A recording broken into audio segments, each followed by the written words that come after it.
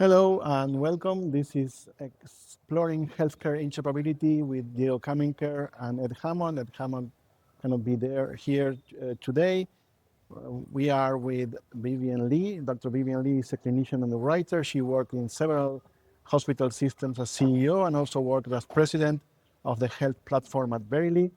She was named one of the 50 most influential healthcare executives by Modern Healthcare. In preparation for this episode, hello. Way. Oh, I spent 1 hour yesterday discussing her views and also have read overnight your book.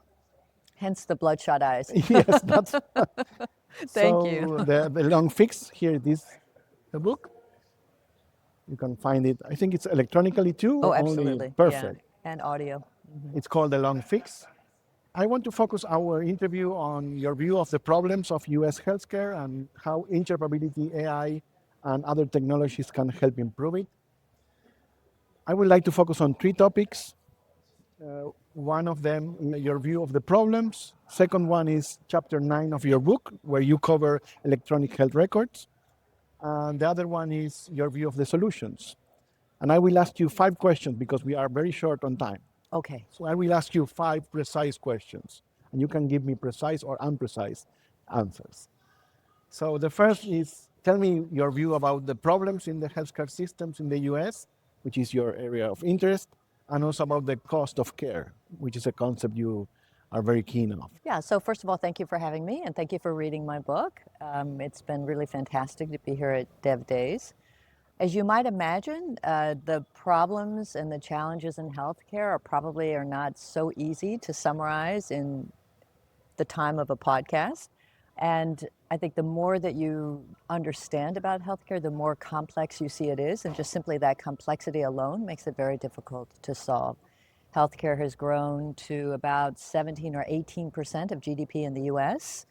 And that means there are many, many organizations and entities that have something to lose with any change. So I would say that probably one of the first of the many challenges of improving healthcare in the country is just the complexity and the opacity, the difficulty of really understanding. Maybe I'll say about a couple of main themes, and then we can move to We can other move forward, topics but that we you have want other to. questions that may have something to do with this also. Also, okay, yeah. So I feel like there's a few overarching challenges. So first of all, we really, for healthcare to really work, what we need is a shared sense about how important health is to us individually and to us as a country. So at the end of the book, I have a chapter about military medicine, which I included because we often talk about how in the US we don't want government running healthcare. But actually, the way in which the government runs military health, I think, can be very revealing because in the military, health is a strategic imperative. If your soldiers are not healthy, we have no defense whatsoever, right? And I think And I that think you include a line about that in your book I also. probably do. It's in the Yeah. end of the book. And I think that, or towards the end, and I think that first of all, we need health to be a strategic imperative for the whole country. We don't have national health goals. We have a Department of Health and Human Services that is an administrative body that is in charge with managing the payments on Medicare and some quality measures, but we don't have a goal to keep America actually at this level of health and improving their health. And that should work not only through health, but through education, through transportation, through parks, through the air, through our physical safety and security, so many different dimensions. So if we actually thought about health as a national priority and we valued it in a way that everyone should be entitled to basic health, I think that would be, it feels philosophical, but it's actually fundamentally a problem. We think of health as a business. And so everything is transactional and everything really revolves around the money, which creates a lot of complexity because everyone wants a piece of that and everyone is interested in profit over the health of the population. And then I'll just say one other thing, which is that we could talk about many other topics, but given the themes here, the level of complexity, because there are so many players just even to start with, you have a payer, provider, and patient, never mind pharmaceutical companies, all the distributors, all the middlemen. And because of all that complexity, it's really essential that we have, at least we're operating on a common currency. So we can have very complex markets financially, globally, across the world. But we know that we're operating in currencies with clear exchange rates and clear rules. And we don't have that in healthcare. And that's where I feel data standards, interoperability is absolutely like foundationally What I understood key. in your book is not not just expensive, it is not working. Because if it were expensive and was working, okay, it's expensive. But not only is expensive, but also it's not working like it Well, should. it's part of when something's not working, you hope, for example, in this country, we are deep believers in capitalism, and we hope that the market will figure out where the inefficiencies are, where we're putting in money and it's not producing any actual gain. But because we don't have a way of actually measuring that and surfacing it and making it transparent to everyone who makes decisions, then we don't have any way of improving.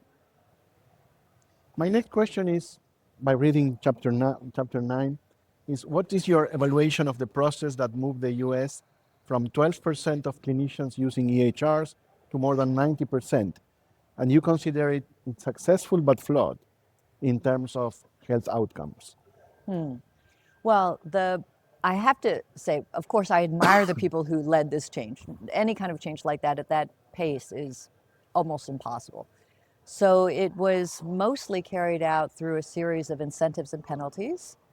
So we all discussed it within the health system. It was significant enough that we really needed to prioritize it. We just couldn't afford it if we didn't get onto a digital health system. And I think most physician practices and even smaller groups felt the same tension between the pain of the financial penalties and the challenges of getting onto electronic health records. Where I think it's always easy, I'm not judging the people who did it. So hindsight is We are only 2020. judging the problem. Where we see the opportunity, and maybe we can see it realized now going forward with FHIR and standards, is that in the end, in the rush to get these electronic health records implemented, we made a lot of concessions, we made a lot of compromises.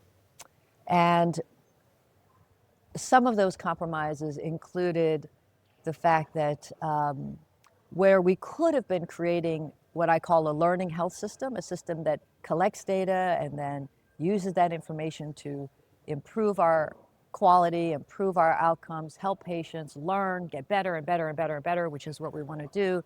Instead, most of us settled at the beginning for a very strong billing and coding system, and then one that met our quality metrics, which of course were very important, including for our financial purposes. And we lost track of a lot of those other opportunities. So I'll give you an example. When we first implemented one of these electronic health records, the team that was deploying it came to me and said, Dr. Lee, we know, at that time I was responsible for research, so I was really thinking about the learning health system.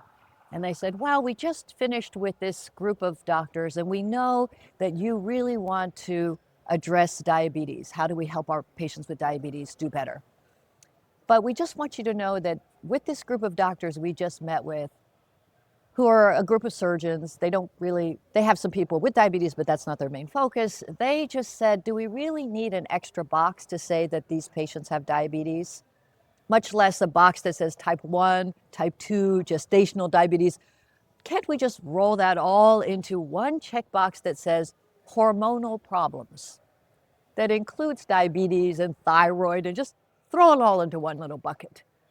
And in order to get those doctors to accept and agree, we said, okay. And I said, well, then how are we ever going to use these data? How you will know really How what will we happened? ever know, So that's kind of an extreme example. I think in the end we pushed back and got the diabetes back in again, but it's an example of the compromises you have to make when you're trying to get something done quickly. My next question is about the solution, and I think from what I read, I may have not understood everything, that it involves empowering both the patients and the employers. Can you tell Yes. me how this relates to mobile personal health records and agentic AI in your view? Well, thank you for that question. So I have been working a lot in the field of agentic AI in the last year or so, and published some papers on this topic. And the concept fundamentally comes down to this idea of co-production. It's an idea that was first put out by Eleanor Ostrom, an economist in Indiana who won the Nobel Prize, actually, the first woman who got the Nobel Prize in 2009. And what she says is, in order to deliver services, she was not focused on healthcare, she was focused on all kinds of other services like education and public safety. But in order to do it, you really need co-production, a partnership between the people who are kind of in charge, like in our case, doctors or nurses or hospital people or insurers, and the customer, our case, the patient. They need to work together collaboratively to really achieve better health. It's not all in the hands of the doctors and in the operating room or whatever. So mobile health really enables that to happen. We see it in other areas like digital banking. If you want to draw a parallel between digital banking and digital health, in digital banking, we now co-produce that. We don't rely on the banks. We do most of our banking ourselves. We manage our financial health. And mobile health is really that same kind of parallel. And the question with mobile health is, how do we not only feed the data to people, like giving them their blood pressure or their heart rate or their temperature, et cetera, but actually surface it in a way that is concordant with what they care about, what's a priority to them. So as we discussed yesterday, one person might just want to get better sleep. Like that would be the most important thing for them to function, for their mood, for Or what they productivity, can do also. whatever they can do, right? And so that if you could give the feedback back to the person, not only, oh, your sleep is bad, which is stressful, right? Because the worst thing at night is thinking, oh, I can't sleep. But instead actually saying, but I noticed that when you took a walk after dinner and then you had a bath, those nights you slept much better. So let's try that. You know what? If you could actually connect the Give person's feedback life, from the give data that feedback for them, personally. in a positive way. And maybe it's in Arabic or in Spanish or in their local dialect or whatever. You know, it's in a way that's kind of relatable. Maybe there's an avatar that sort of shows up and talks to you, not just texts. You know, however it is that helps the person. I think that would be really the future of mobile What's the health. role of the agents in that regard? Yeah, so the agents are really just like little mini assistants, little coaches maybe that are in your digital cloud or in your device. And you could imagine that in this scenario where they're just trying to help you manage your health, you might have one that just synthesizes all your information from all your wearables or your electronic health record or everything, and one that says, oh, maybe you're a person who's very driven by data scientific literature. So one just searches the medical literature and says, oh, did you know for people like you, these are some things that help with sleep, for example, okay? Or don't do this, like caffeine, green tea versus, you know, hojicha tea or something, whatever. There might be one that actually helps you manage the financial part of your healthcare.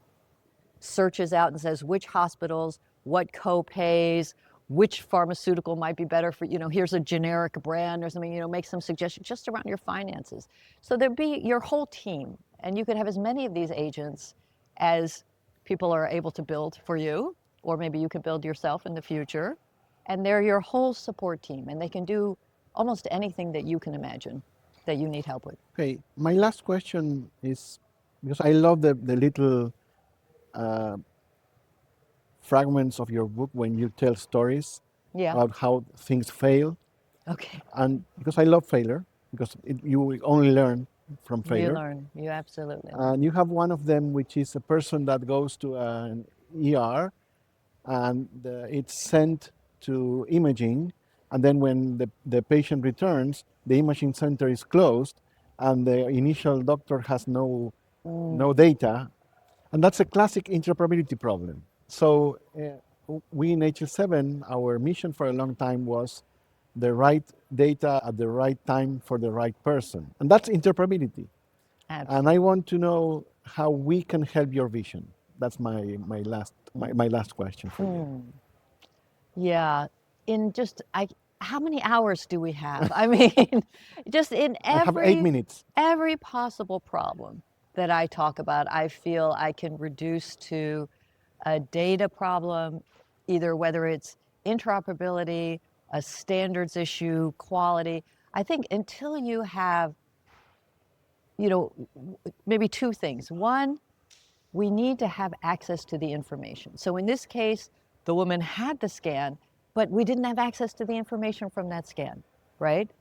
Sometimes the information is very important to the clinician and the provider, like in this case. Sometimes the information that's missing is actually vital to the patient. And we may think we're giving them the information, but actually, I would say that there is an element of translating that information into something that the patient actually understands. Right now, with a lot of the interoperability issues, the patient can't even access the uninterpretable information. But with the combination of interoperability, getting access to the information, and then layering on some of these AI tools to translate that into information Make that the they can patient act understand on, what that is they understand. Please make it understandable. That's going to be key for this co-production concept. And then one more kind of general area is back to what you asked me in the very beginning, which is about the cost of care. Kind of more now thinking, here we're talking about the individual, how do we make them healthier? Maybe the final answer is just how do we make our system work better?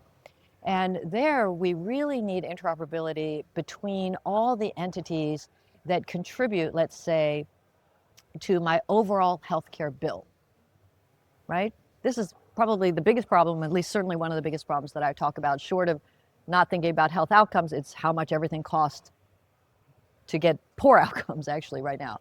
So how do we pull the data together from all these different sources about what are all the costs that are necessary to keep Diego healthy? You know, it's not just this hospital bill, it's also, let's say, your medications, it's also your subscription to the gym or healthy foods, or, you know, it's a lot of things that are necessary.